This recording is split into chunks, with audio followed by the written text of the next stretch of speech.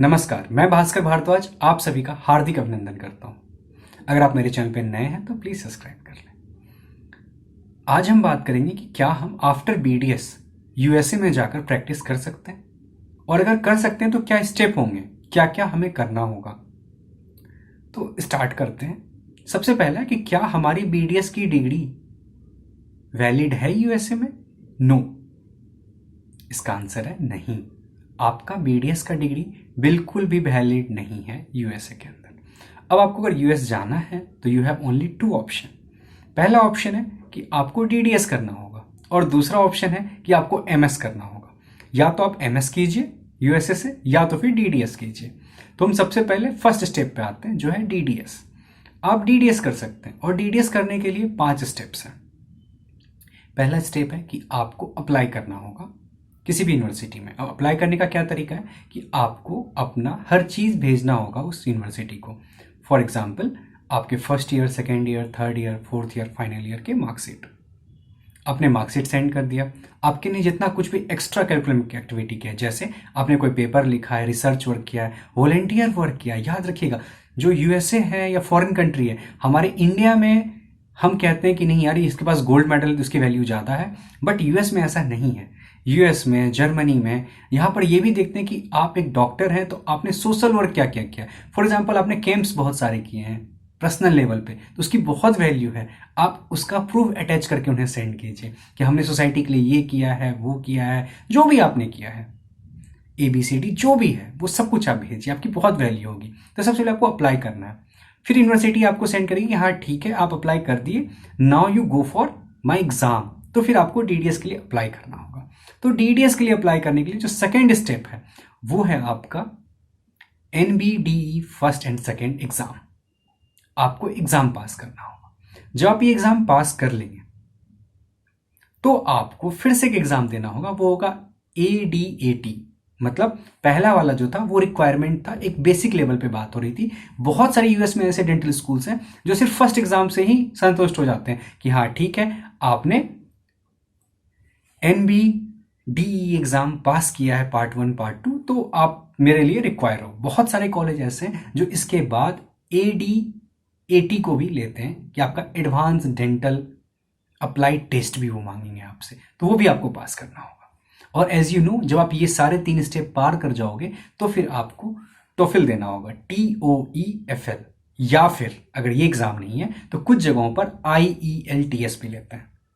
ये एक English exam होता है, और इसकी वैलिडिटी स्कोर की 2 ईयर होती है। ये अच्छी बात है। ये एग्जाम आप ऑनलाइन घर बैठे दे सकते हैं, और इसकी जो वैलिडिटी होगी वो 2 ईयर तक होगी। मतलब 2 साल तक आप जितने बार भी डीडीएस का एग्जाम दोगे, तो अगर एक बार आपने पास कर लिया तो फिर ये बार बार आपको देने की जरूरत नहीं है। और उसके बाद आपका जो होगा एक लेटर होगा जो आपके कॉलेज के डीन आपको देंगे। वो लेटर होगा रेफरेंस लेटर उसे कहते हैं। आपको एक रेफरेंस लेटर लेना होगा कि आपके कॉलेज के डीन उस यूनिवर्सिटी के डीन को सेंड करेंगे रेफरेंस लेटर। और उसके बाद आपको अपनी CV देनी होगी, अटैच करनी होगी। ये रिक्वायरमेंट होती है डीडीएस की। अगर आप ये सारे स्टेप पार कर गए तो आप एलिजिबल हैं डेंटल स्कूल में डीडीएस करने के लिए अमेरिका में। फिर जब आप डीडीएस करने यहाँ से जाते हैं तो उसके बाद जो सबसे इंपॉर्टेंट चीज़ है वो है फीस स्ट्रक्चर, कि फीस कितनी देनी होगी मुझे। तो वो फीस जो है $120 टू $140 है।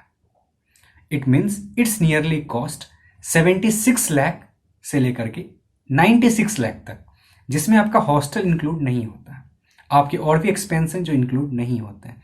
तो मतलब आपको इसके बाद नियरली 20 लाख रुपीस और आपको खर्च करने होंगे, क्योंकि ये जो पूरा कोर्स है वो 32 मंथ टू 34 मंथ का होता है, जो 2 पार्ट्स में डिवाइडेड होते हैं। 28 मंथ्स का आपका कोर्स होता है, और 3 मंथ या किसी किसी यूनिवर्सिटी में 5 मंथ्स का एक एक्स्ट्रा बेसिक कोर्स होता है। इसके बाद आपको सीधा 3rd ईयर में एडमिशन मिल जाता है। आप समझ रहे हो? इसके बाद आप एलिजिबल हो जाते हैं वहां, ये एग्जाम पास करके, ये पूरा 3 साल का कोर्स करके फिर आप एलिजिबल हो जाते हैं वहां पर डेंटल प्रैक्टिस करने के लिए।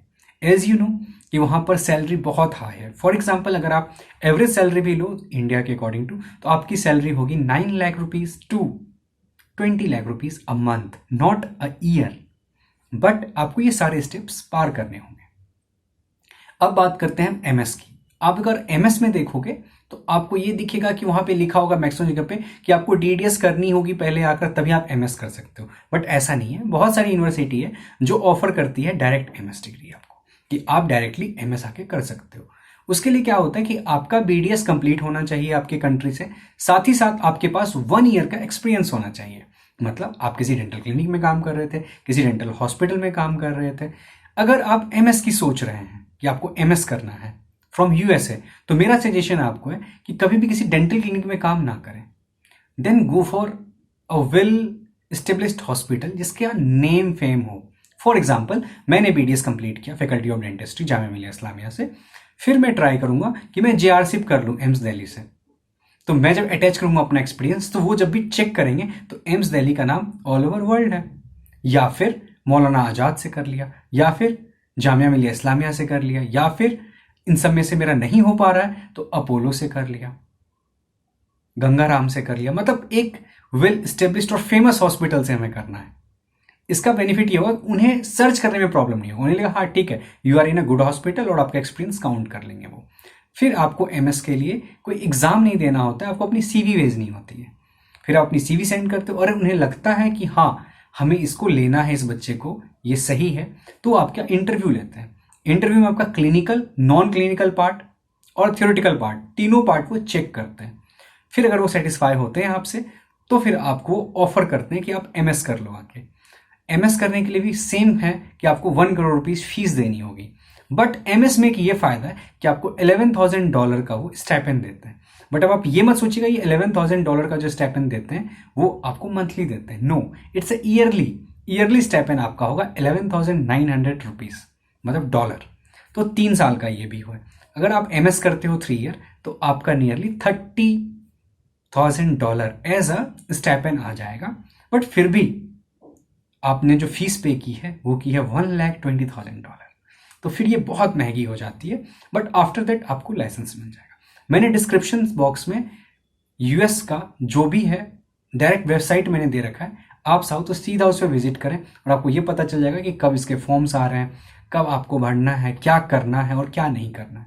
और जो लोग स्टार्टिंग से फर्स्ट ईयर सेकेंड ईयर में हैं, उनको अभी से है कि उन्हें करना है, तो एक चीज़ का बिल्कुल ध्यान दें कि अगर आप यूएस जा रहे हैं, जर्मनी जा रहे हैं, ऐसे जगहों पे जा रहे हैं, तो यहाँ पर आपके जो एकेडमिक्स हैं, जो आपके स्टडी हैं, वो बहुत वैल्यूएबल नहीं रखती है। अब इसका मतलब ये नहीं कि आप फेल कर रहे हो, वैल्यू रखती है। मतलब ये नहीं है कि अगर फॉर मैं एक एग्जांपल देता हूँ कि एक स्टूडेंट ए है जिसने first year, second year, third year, final year सब में अपने कॉलेज में टॉप किया है और उसे गोल्ड मेडल है, और एक स्टूडेंट बी है जो सिर्फ पास किया है सारे एग्जाम, मतलब फर्स्ट ईयर भी पास है 60% से, सेकेंड ईयर में 55% था, थर्ड ईयर में 70% था, फिर फाइनल ईयर में उसको 50% आया ड्यू टू सम रीजन, जो भी है, कोई गोल्ड मेडल नहीं है, बट उसने एक्स्ट्रा बहुत कुछ किया है। फॉर एग्जाम्पल, उसने आर्टिकल लिखा है, उसने बहुत सारे कैंप्स किए हैं, इंडिविजुअल कैंप, सोशल वर्क बहुत ज़्यादा किया एनजीओ के साथ मिलके, या फिर उसने बहुत अच्छे अच्छे और जगहों पर काम किया है, तो आपके इन सब चीज़ों को कंसिडर करेंगे। और जो बी स्टूडेंट है उसे ले लिया जाएगा और जो स्टूडेंट ए था उसे नहीं लिया जाएगा। तो जो फॉरेन कंट्री, वहाँ पर इस चीज़ को बहुत बहुत बहुत ज़्यादा वैल्यू दी जाती है कि आपने क्या क्या सोसाइटी के लिए किया है, क्योंकि overall you are a doctor और आप सोसाइटी के लिए ही काम करते हो, तो आपने कितना अच्छा काम किया सोसाइटी के लिए। सिर्फ आप स्टडी ओरिएंटेड थे या फिर कुछ और भी कर रहे थे, एक्स्ट्रा करिकुलर एक्टिविटी, आपको डांस आता है, आपको सिंगिंग आती है, तो ये आती नहीं है, आपके पास सर्टिफिकेट होने चाहिए कि आपने नेशनल लेवल पे सिंगिंग किया है, आपने स्विमिंग किया है तो नेशनल लेवल पे किया है, स्टेट लेवल पे किया है। इस टाइप के जो सर्टिफिकेट्स होते हैं स्पोर्ट्स के, म्यूजिक के, या एक्स्ट्रा जो भी आप किए हो, वो सब अवेलेबल होता है। तो आप चाहें तो ईजिली जा सकते हैं, और इसका लिंक डिस्क्रिप्शन में है कि आप किसके लिए कब अप्लाई करना है। डायरेक्ट मैंने वेबसाइट दे दिया है, मेरा ईमेल आईडी है, उस पर इंस्टाग्राम है, आप बिल्कुल मुझे क्वेश्चन कीजिए, आपका क्वेश्चन बिल्कुल बिल्कुल मैं आंसर करूँगा।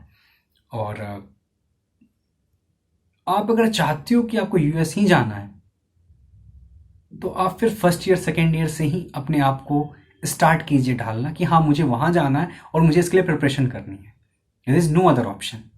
और जो इसके यूएस में बहुत सारे ऐसे हैं डीडीएस के कॉलेजेस जहाँ पर आपको इंटरनेशनल स्टूडेंट को प्रेफरेंस थोड़ी सी मिलती है, तो वो बहुत महंगे कॉलेज हैं, वहाँ आपको 5 करोड़ रुपए पे करने होंगे, 6 करोड़ रुपए पे करने होंगे, फिर वो कोई मतलब नहीं रह जाएगा। उतने पैसे अगर आपके पास हैं तो फिर तो आप इंडिया में वेल सेटल्ड क्लिनिक ओपन कर सकते हो 5 करोड़ रुपए लगा करके। तो वो that is a different thing ना, वो आप नहीं कर सकते। So go for step by step, it's easy, if you want to do you can do. Thank you for watching my video. आपको अगर कोई और वीडियो चाहिए तो आप प्लीज़ कमेंट में डालिए। Thank you.